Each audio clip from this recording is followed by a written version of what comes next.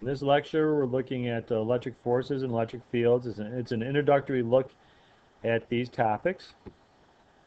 We know the nucleus is surrounded by electrons. The nucleus is made up of protons and neutrons, with electrons moving around the outside.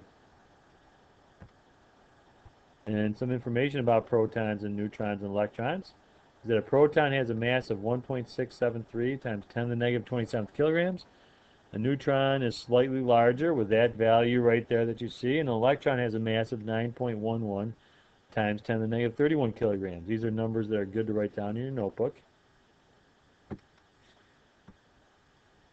Proton has a positive charge, an electron has a negative charge, and a neutron has no net electric charge.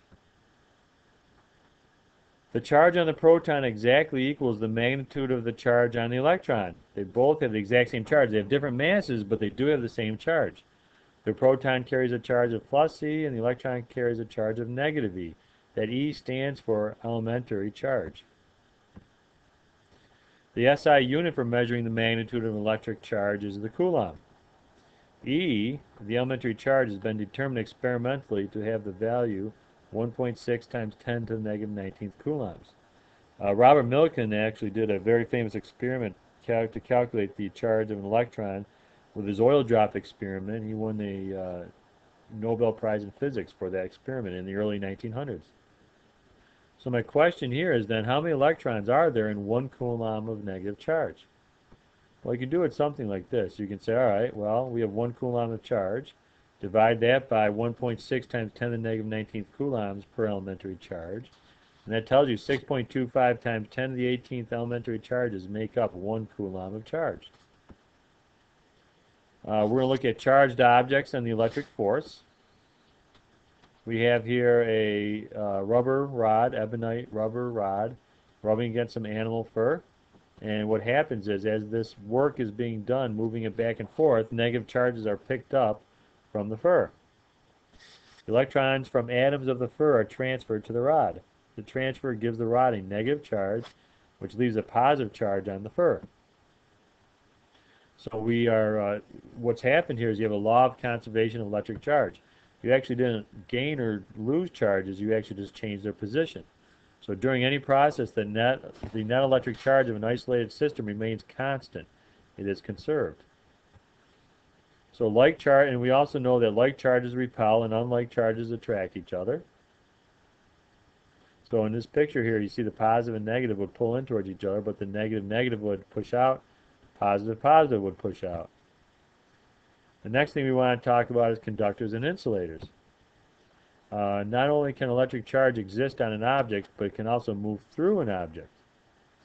So just like heat travels from the hotter object to the cooler object. Electrons travel from a negatively charged object to the positively charged object. Substances that readily conduct electric charge are called electric conductors. Materials that conduct electric charge poorly are known as electric insulators. The difference between electrical conductors and insulators is related to the atomic structure. As electrons orbit the nucleus, those in the outer orbits experience a weaker force of attraction to the nucleus than those in the inner orbits. Consequently, the outermost electrons, also called the valence electrons, can be dislodged more easily than the inner ones. In a good conductor, some valence electrons become detached from a parent atom and wander freely throughout the material, belonging to no one atom in particular. And that's for conductors. In an insulator, the situation is different, for there are very few electrons free to move throughout the material. With an insulator, virtually every electron remains bound to its parent atom. Now we're going to look at charging by contact and by induction. Charging by contact is called conduction, and you simply take a charged object like this ebonite rod, touch this metal sphere which originally was neutral, and those negative charges spread out along that conductor and charge that conductor, and that conductor now is negatively charged. That is called charging by conduction. Charging by induction is a little bit different. What we have here is we don't touch the metal sphere. We have this negatively charged rod, which you bring close up to this metal sphere.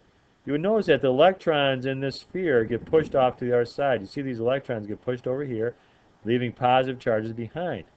Well, if you take a grounding wire and touch that metal sphere, those negative charges want to get out of there, and they actually go down into the ground.